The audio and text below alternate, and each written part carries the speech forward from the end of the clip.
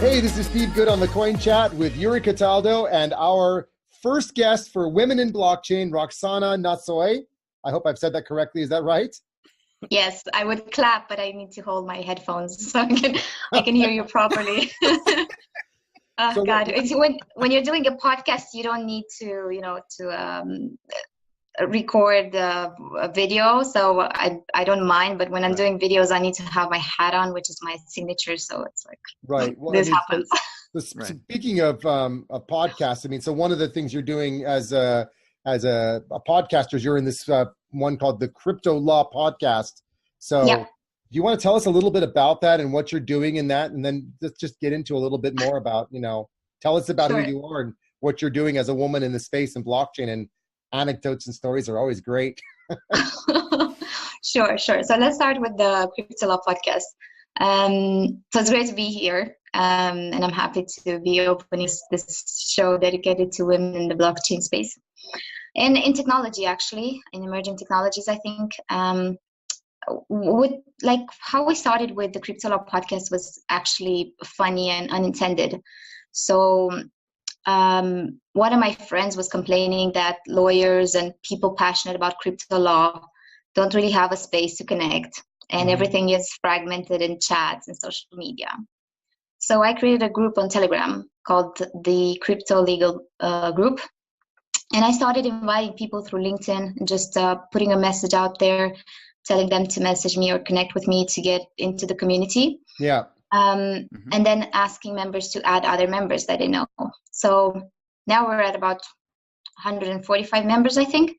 We also have a few people in the less legal side and more in the governance side. Like we have Vlad Zamfir, we have Gabe Shapiro, and a few others.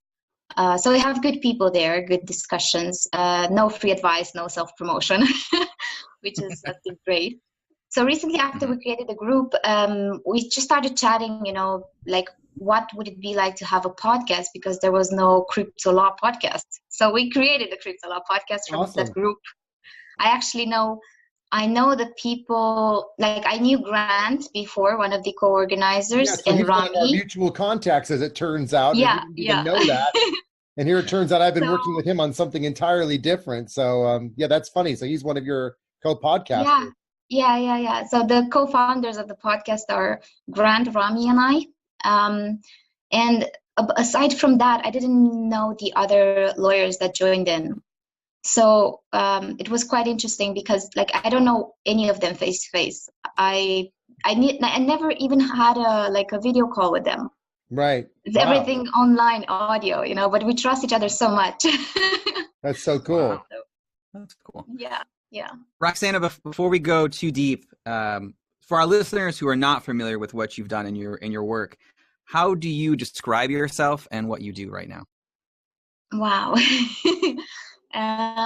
So I started in this space when I was 19, so that was 10 years ago, as an online freelancer. I've been exposed to the business world through my dad's connections and work, which was amazing because I learned how to send business emails when I was in 7th grade, which is cool. Wow. Pretty neat. Yeah. And I learned the whole lesson of you got to be paid for your services when I was 10 years old, because I was buying cigarettes for one of my dad's associates. So I would get like a fee for that. It was quite cool. And actually, I dedicated one of my presentations in Greece to the person who taught me that. I started in this space particularly a couple of years ago when we had a very nice, vivid entrepreneurial community on Facebook, and we reached 5,000 members.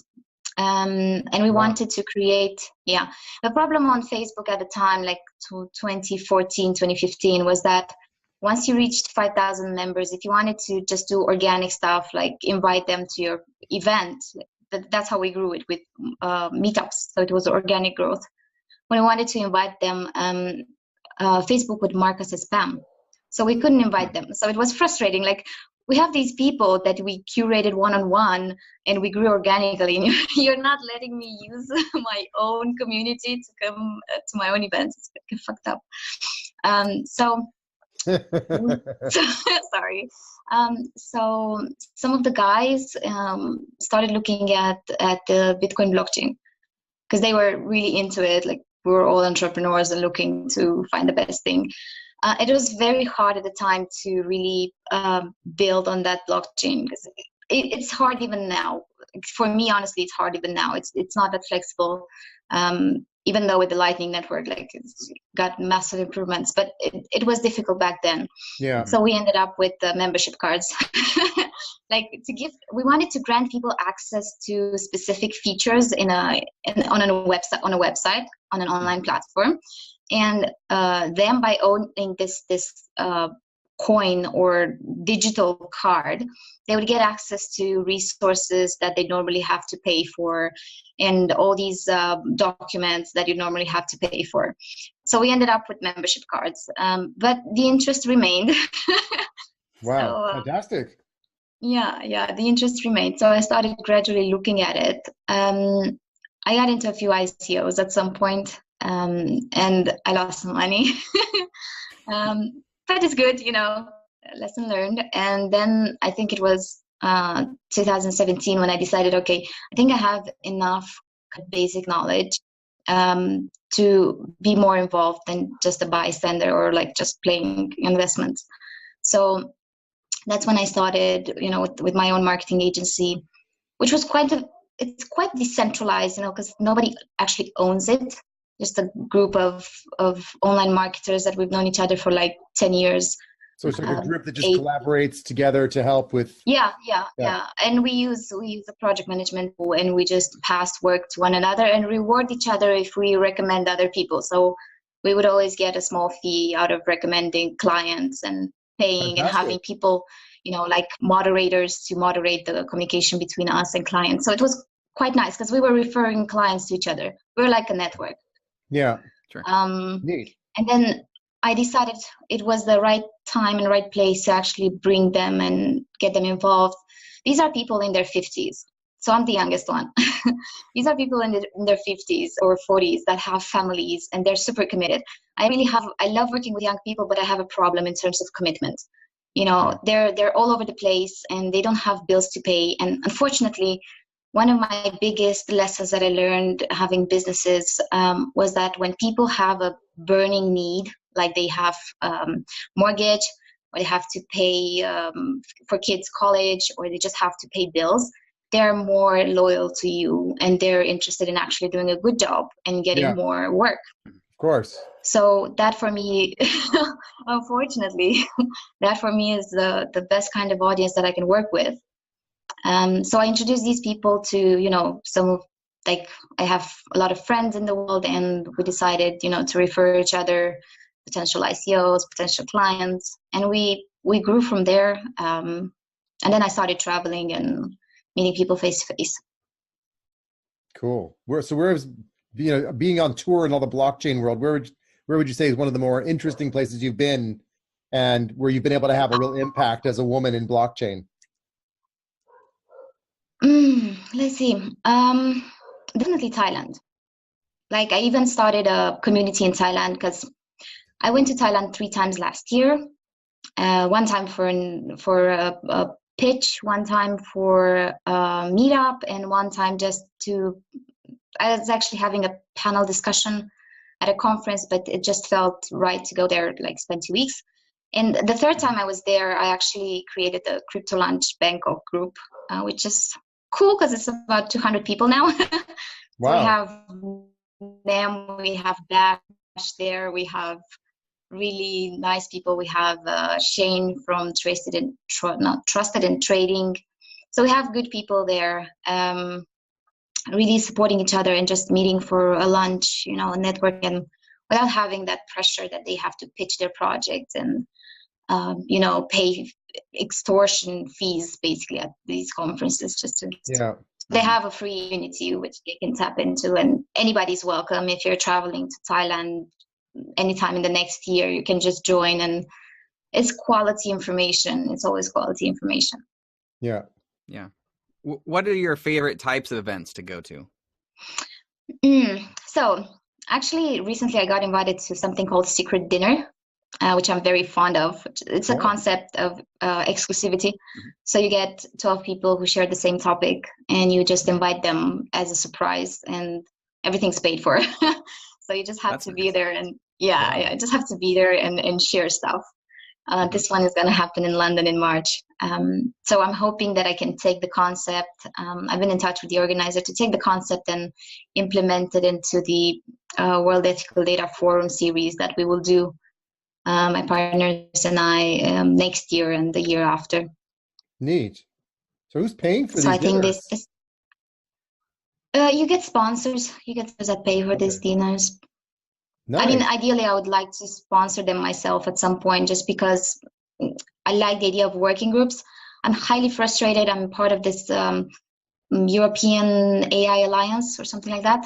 Yeah. And there's so much noise, but no real connection, and there's no real networking happening there.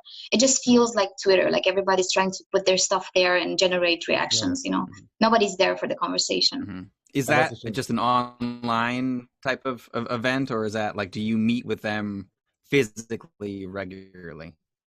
The dinners are physical. You fly to this place and you meet face to face, and you just spend a couple of hours, eat a nice dinner, and it works. Because I've had the crypto lunch meetings in Bangkok, and they definitely work.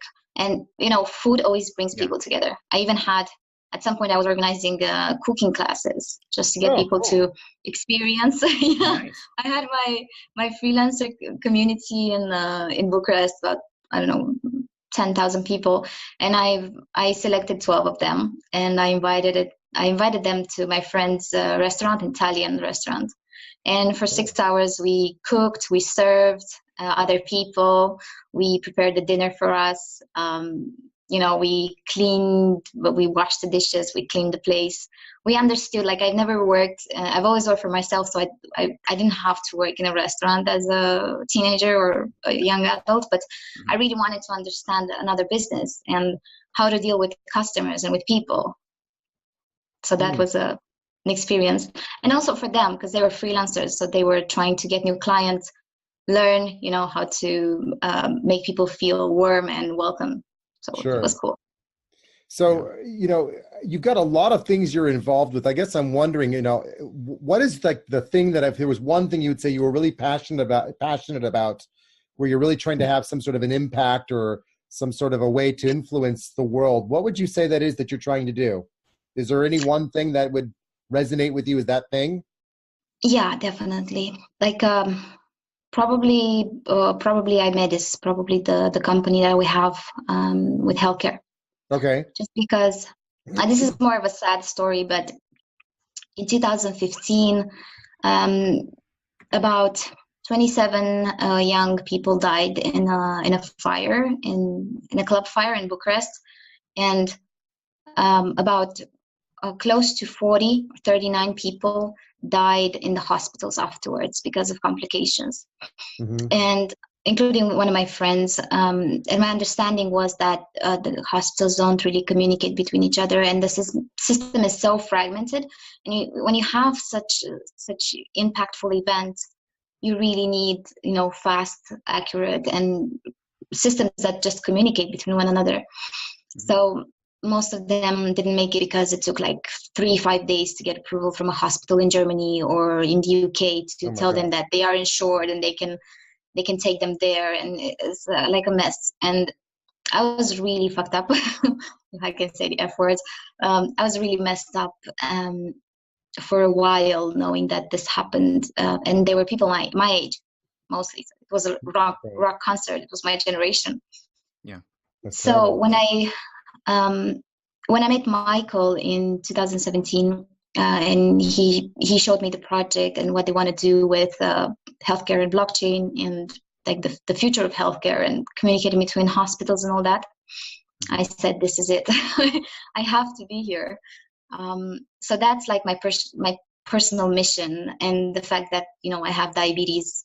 I've had it since I was 6 years old, so I know why you need a community and why you need expert support, and just to make sure that you have access to the latest medical treatments and innovations. Right. And so what was the name of the project that you mentioned? You said it was Ambitiious?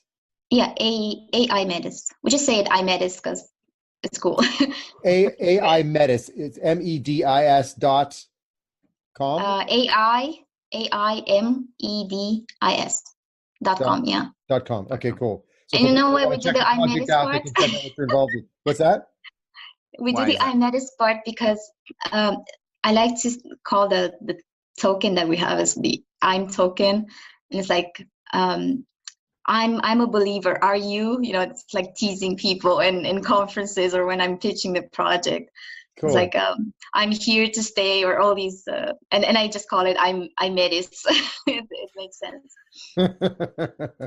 That's funny.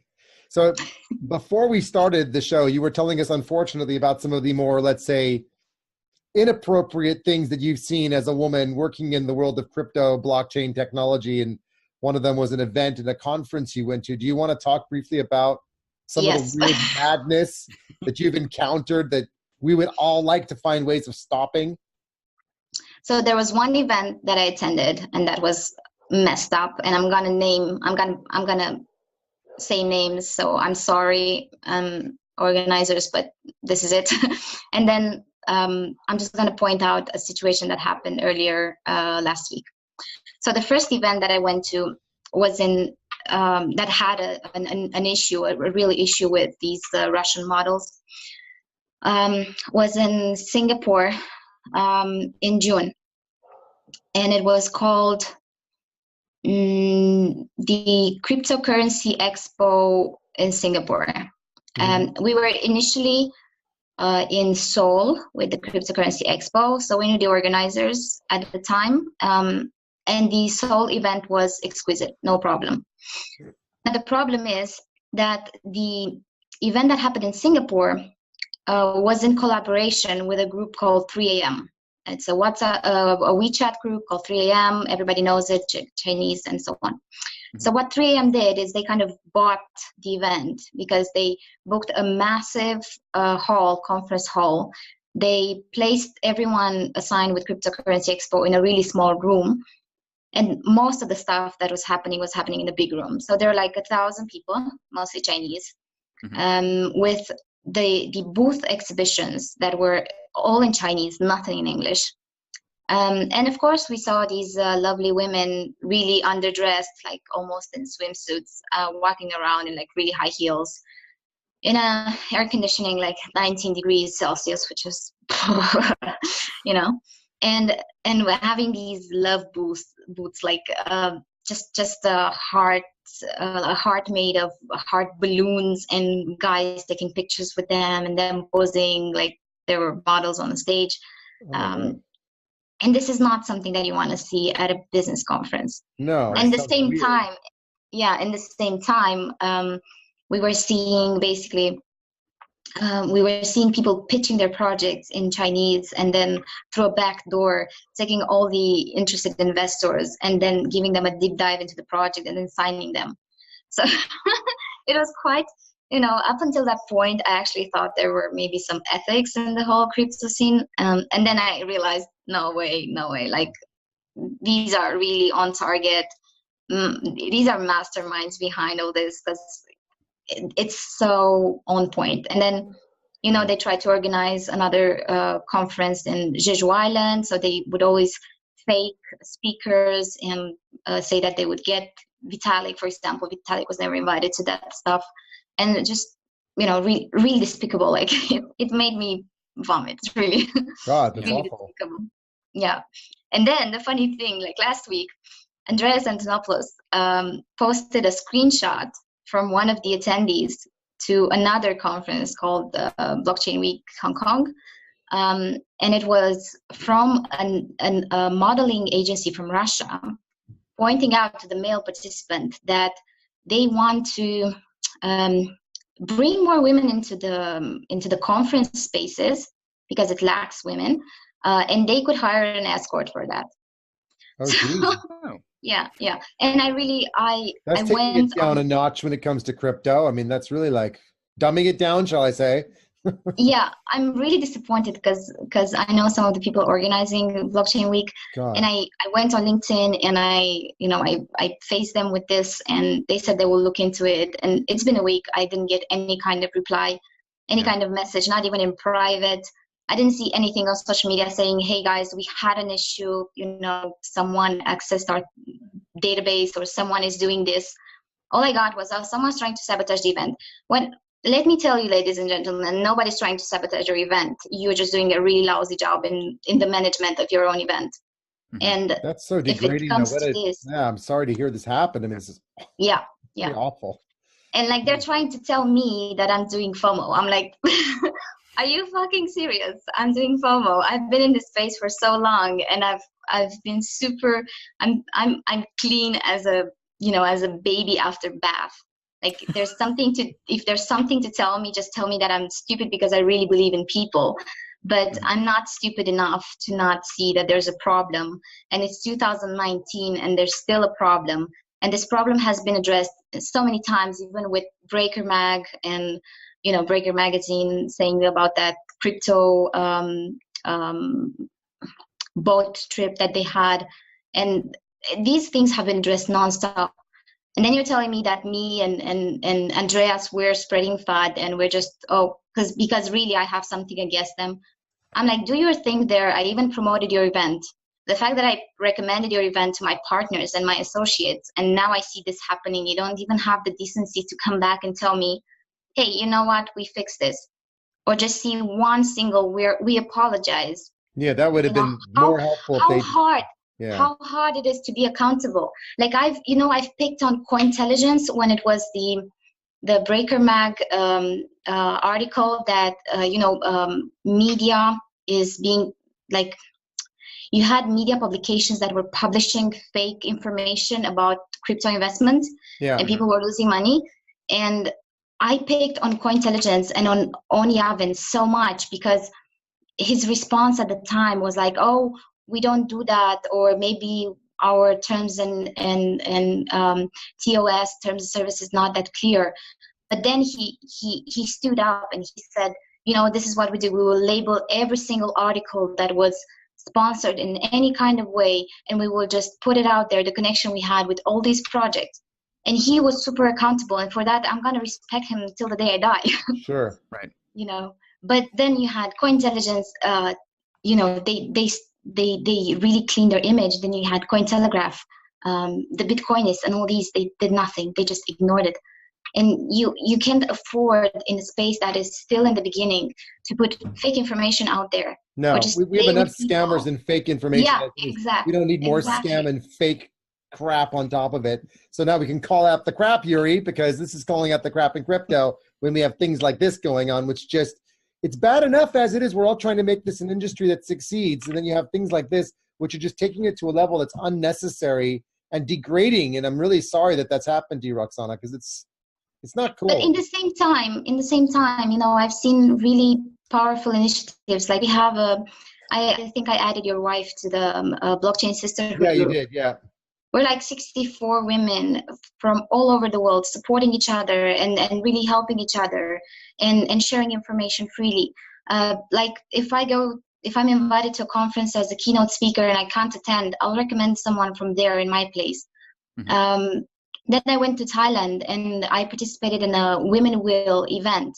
And Laura from them, that's how I met her. Laura from them did a presentation there, Laura Takenaka. And I was so impressed because there were like 30 women in the room, and they all wanted to understand blockchain. One was a farmer and she wanted to understand how blockchain could help her with the farming logistics and getting customers and proving to them that she's using really good stuff and seeds and procedures, they're according to the law. And so many amazing initiatives by women and for women in the space, but they're not promoted enough. Because all these big guys, all these big guys that have the audience, they are not accountable for the stuff that they put there. They're not they're not taking responsibility. Oh, a breach happened. It's same with data breaches. Oh, a breach happened. We're sorry. Your data has been exposed to like a freaking million hackers. We're sorry. Like, shit happens, But it's okay, it happens, and then I'm supposed to be like, yeah, no, I'm gonna take a stance. I'm not gonna let it pass. Yeah. No, you're absolutely right. I agree with you. Yeah. So in that space, then, what are some of your favorite events that do follow very good business practices? Like, if you were like, this is the best event that I've ever been to because they're above and beyond, is there one you can point to, or just a number of them that you can point to? So, yeah, there are some good events. Like all the events I've attended in London, organized by Novum Insights, they were amazing.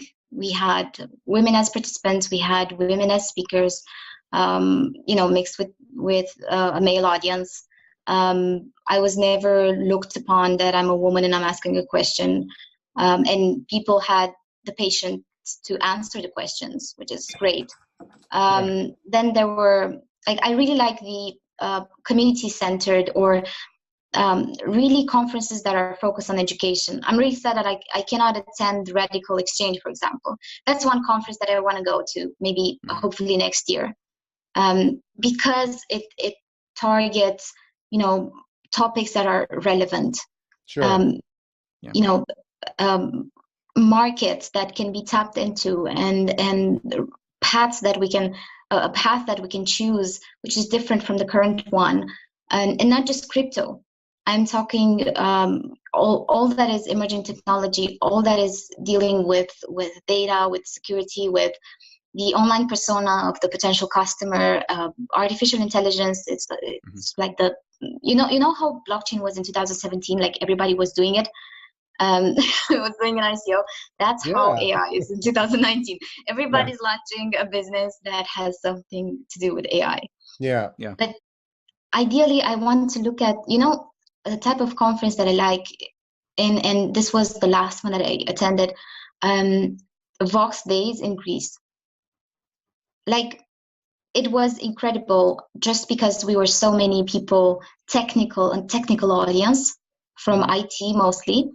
So I could talk about blockchain and programming languages used in different types of blockchain in different companies.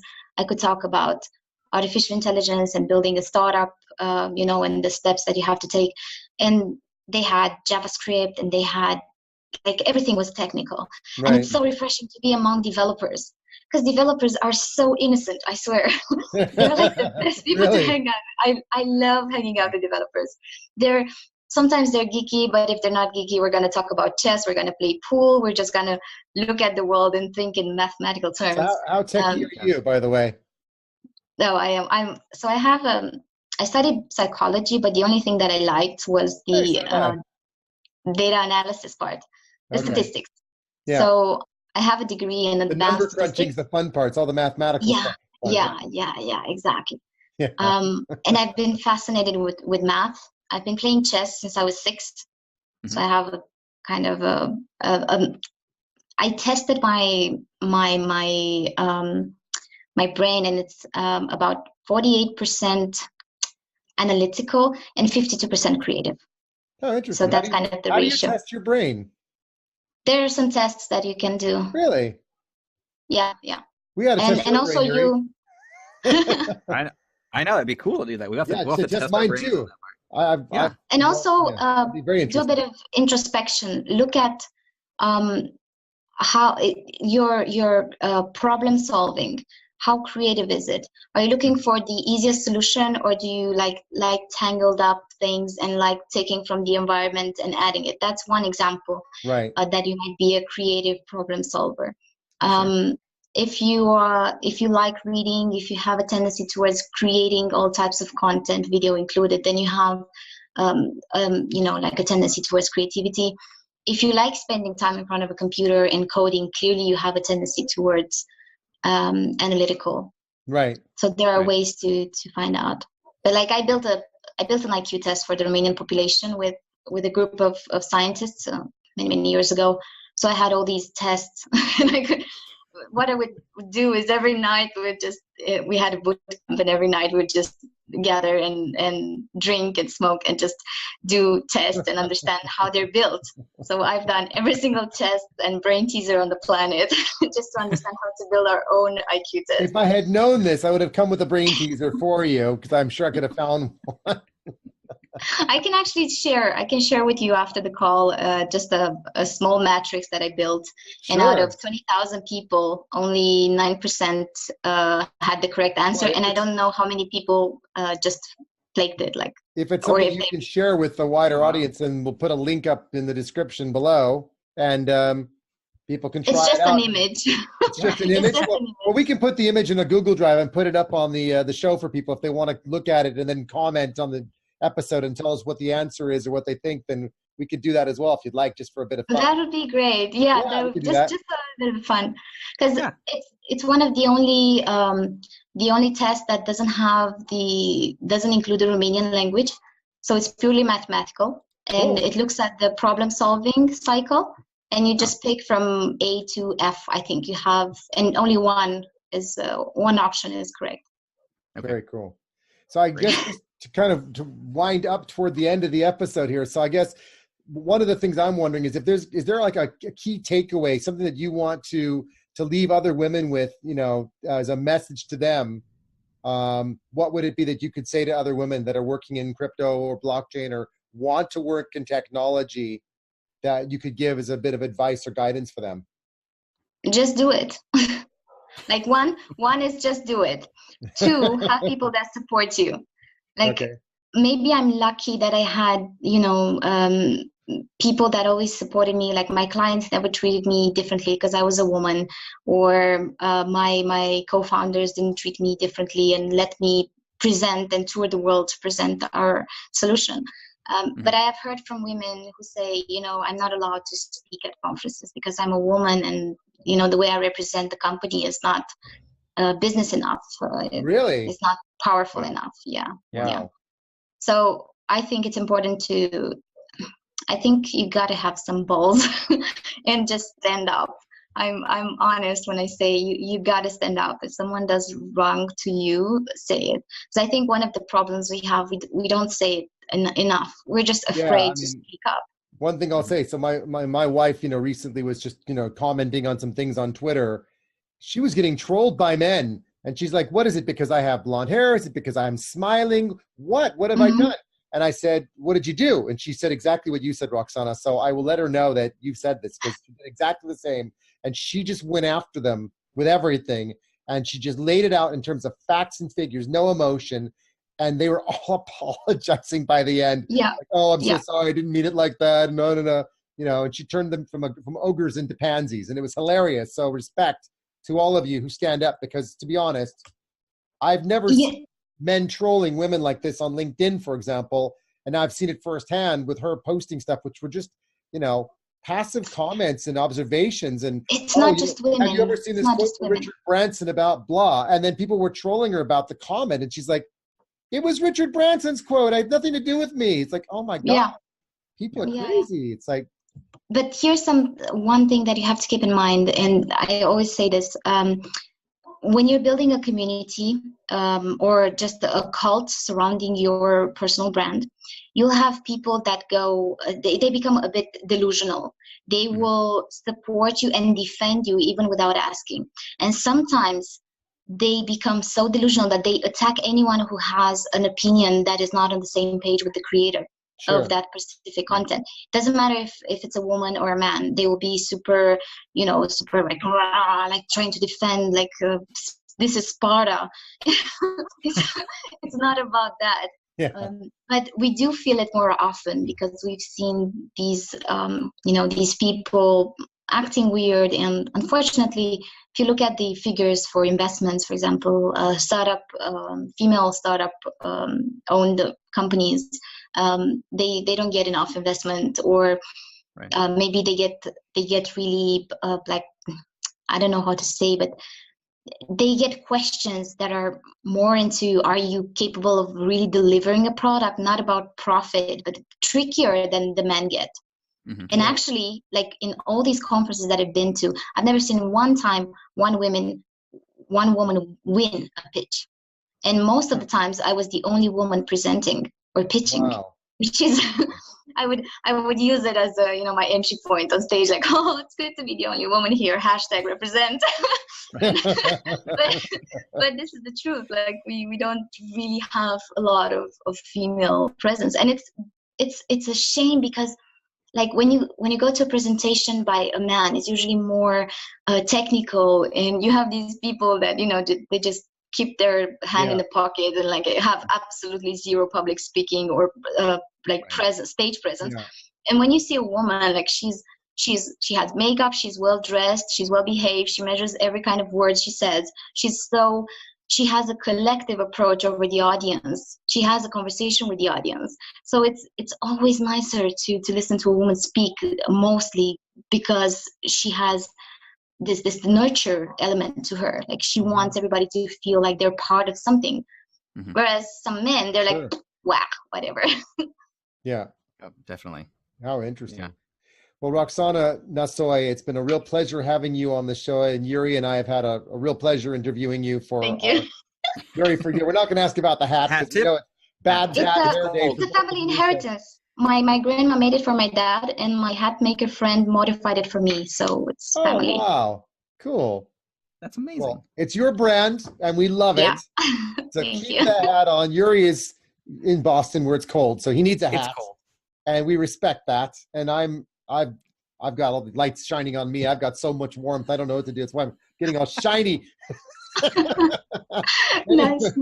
Thank you, everybody, for listening in today or watching watching our inaugural episode of Women in Blockchain on the Coin Chat.